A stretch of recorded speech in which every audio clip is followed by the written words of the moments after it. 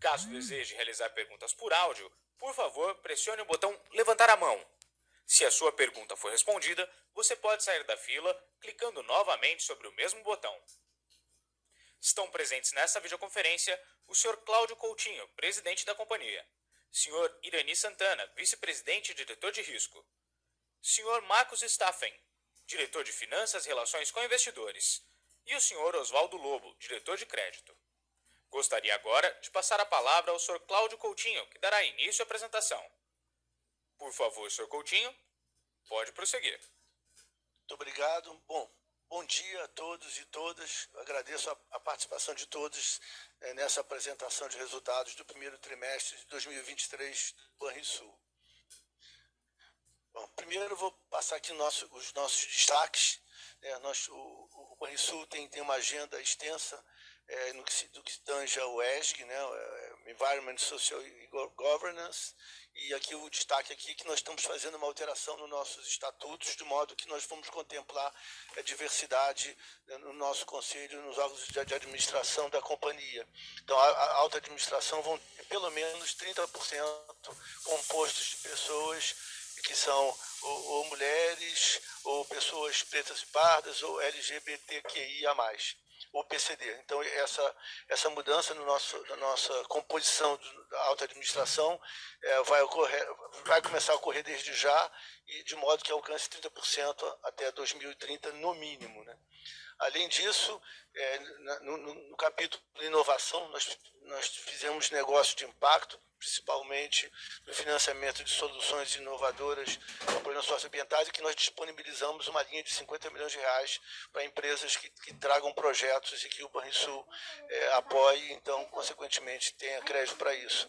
Além disso, nós fizemos uma alteração que vai estar em vigor até o final do ano, que a gente vai abrir o Banricompras e ele vai passar a ter, então, alcance nacional, vai poder passar através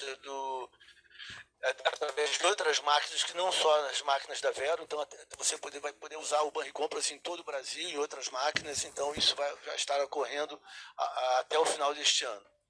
Por outro lado, também é importante mencionar a renovação pelos quais estamos passando no nosso quadro de colaboradores, né? Então, olhando aqui, desde março de 2020 até março de 2023, nós tivemos uma saída de 1.400 funcionários. Estamos agora fazendo, então, uma reposição no concurso que foi feito no final do ano passado, e já entraram nesse primeiro trimestre 218 profissionais de TI que já estão em treinamento, e além disso também vamos estar repondo praticamente toda essa saída com novos funcionários que passaram no concurso, que vão estar entrando paulatinamente ao longo desse ano. Ao mesmo tempo, os que optaram pelo PDV no ano passado também estarão saindo ao longo desse ano. Também, olhando os nossos destaques, o grande destaque é a carteira de crédito nossa, que ela continua crescendo a taxas robustas. Em 12 meses, trimestre contra trimestre, cresceu 18%, e sendo que nunca é demais relembrar o quão essa carteira ela é colateralizada, o quão ela tem garantias robustas. 80% da nossa carteira hoje tem colaterais, carteira de pessoa física, ou é consignado, ou garantia real, outro tipo de garantia. Então, nós temos uma carteira em que temos aí uma segurança muito grande em termos de risco de crédito. Olhando os vetores de crescimento da nossa carteira de crédito, né, o carro-chefe, obviamente, foi o crédito rural, que cresceu impressionante, 69% em 12 meses, atingindo agora um saldo de 8,5 bilhões de reais. É uma carteira que cresce de forma muito acelerada e de forma muito saudável, como vamos ver aqui em termos de risco de inadimplência. Também consignar também o aumento do capital de giro, das contas devedoras também foram altas, e que pese agora que eles também têm uma base pequena. O total da carteira que está incidindo nesse crescimento não é grande, mas o fato é que também são crescimentos muito robustos, de 21% capital de giro e 18% de contas devedoras. No rural, no imobiliário também, que é uma carteira também colateralizada, Também temos um crescimento também muito importante, 14% ano contra ano. Então, também é um segmento que, para nós, é importante no sentido que a gente fideliza o cliente e consegue fazer aí trazer o cliente para os diversos produtos que o banco tem para oferecer.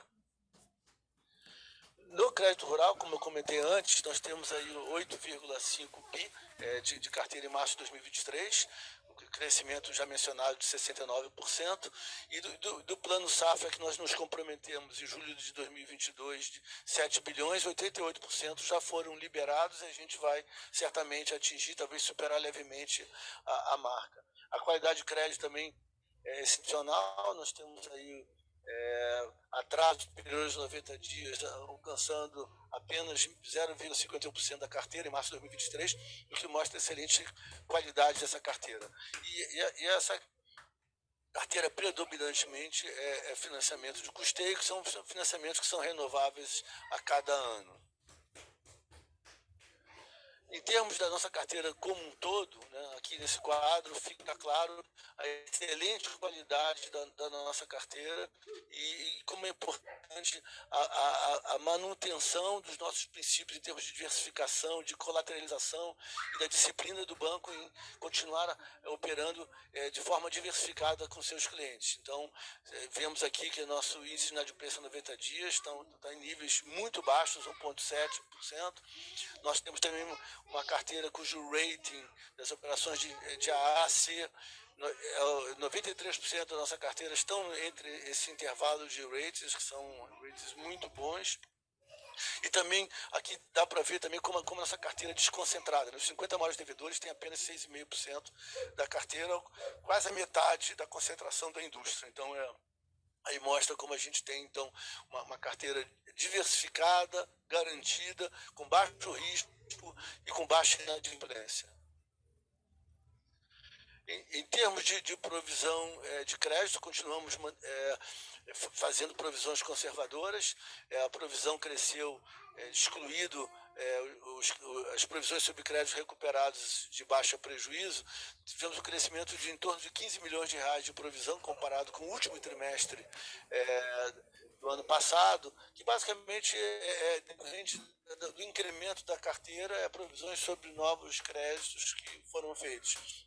Continuamos com custo de crédito em torno de 2% e nosso provisionamento continua em torno de 5%. Então, aqui é mais uma face, mais um olhar que mostra que a nossa carteira tem sólidas garantias e isso nos dá então, segurança que a gente possa continuar expandindo a carteira de crédito, dado que nós temos aí, então, segurança em termos de risco.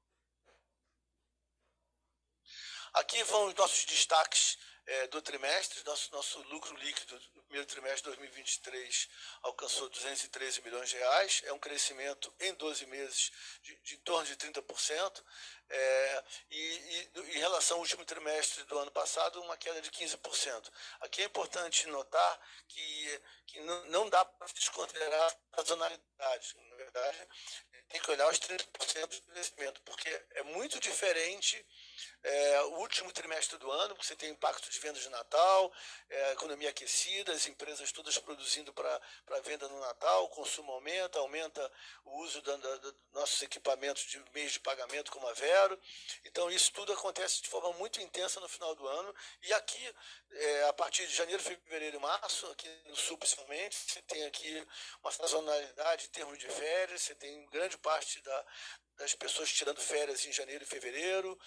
Você tem aqui um clima que, como o dia aqui é mais longo do que do resto do país, você tem também muito calor, as pessoas em geral vão para a praia ou vão viajar, enfim. Então a atividade econômica desacelera muito nesse período. Nós fazemos até um mutirão de aumentar o número de colaboradores atendendo nas agências mais perto das zonas turísticas, nas praias, de modo que isso faz com que a quantidade de negócios realmente seja bem inferior ao que é no último trimestre do ano ou mesmo na média do ano. Então, eu quero fazer essa afirmação para dizer que tem que se considerar a sazonalidade. A sazonalidade é muito importante nesse caso aqui. Então, esse crescimento, 30%, é um crescimento que a gente vê com excelentes olhos, e o prognóstico para o resto do ano também é muito favorável. A carteira de crédito, como eu já mencionei antes, alcançou 50 bilhões de reais no final de março, crescimento também muito vigoroso em 12 meses, 18%.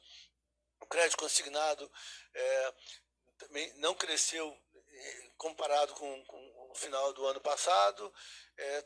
Além da questão da sazonalidade, teve a questão do INSS, da alteração da taxa, que de certa forma gerou uma paralisia no sistema, em que pese que o Banrisul não parou de operar, mesmo com a taxa de 1,7 na sua rede própria.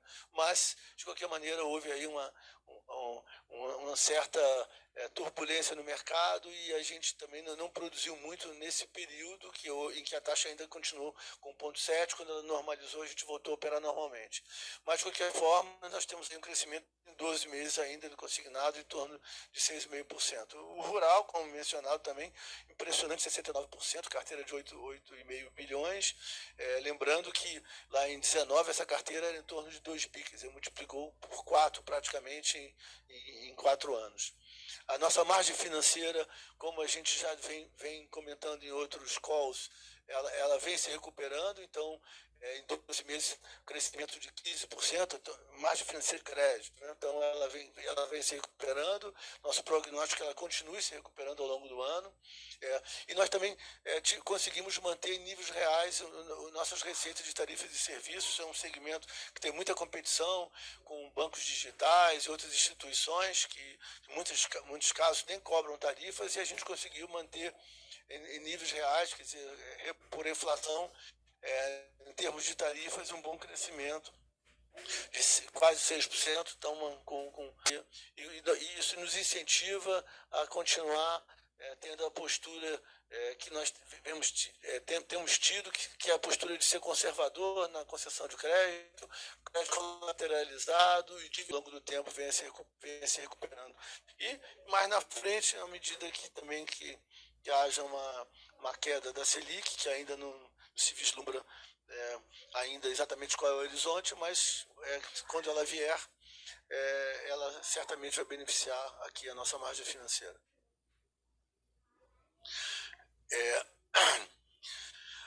Aqui a gente olha especificamente a margem financeira. Ela em 12 meses cresce 11%, e basicamente também o crescimento dela vai no crédito comercial pessoa jurídica e no especializado, que também inclui aí créditos rural e outros créditos. E na tesouraria também, a taxa de juros mais alta também faz com que você tenha aí um valor também importante. Aqui, esse quadro, ele espelha uma das grandes fortalezas do Banrisul, que é a sua estrutura de captação. Nós temos uma estrutura de captação extremamente pulverizada e com custo muito baixo. Quer dizer, nós temos aí o custo médio de captação do banco em torno de 77,2% do CDI, por custo overall, incluindo poupança, CDBs e outros. Só do custo de captação de CDBs, a nossa taxa média de captação é de 85,8%. Então, isso é muito importante. Nós temos, então, uma captação muito barata e, ao mesmo tempo, muito diversificada. Aqui, que dá para ver aqui em termos de concentração da captação, tem aqui a barra que mostra que a soma dos 100 maiores aplicadores alcançam apenas 12,2% do total da nossa carteira. Basicamente, então, nós temos aí uma grande quantidade de pessoas físicas que são os nossos clientes, compradores, nossos títulos, que nos dão funding.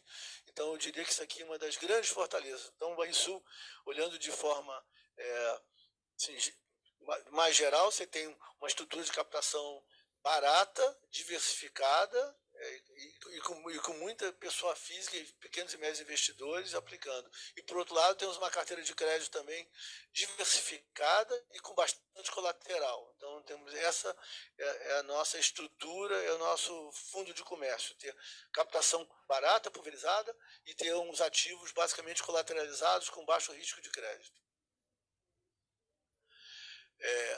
Aqui é o quadro das nossas despesas, né? Nossas despesas, do ponto de vista de pessoal, houve um crescimento de 12,6%. Nós tivemos